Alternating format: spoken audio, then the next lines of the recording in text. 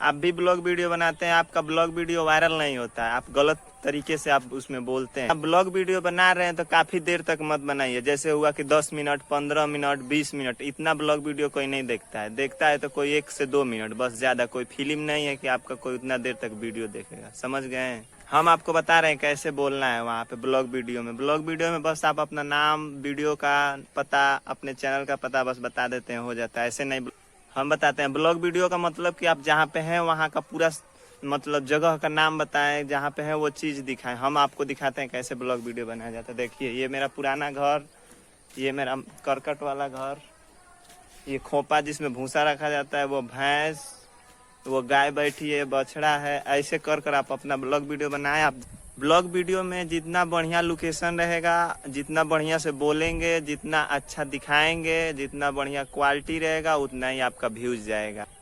Blog video का मतलब ये नहीं होता है कि कैमरा चालू किए, जो मन में आया वो बोलते चले गए, वीडियो वायरल हो जाएगा। ऐसे नहीं होगा मेरे भाई। जहाँ पे हो वहाँ का पूरा जानकारी दो उस वीडियो में, तब वीडियो वायरल होगा। और आप हमारे चैनल पर अगर नए हैं तो हमारे चैनल को लाइक, सब्सक्राइब और शेयर जरूर करें।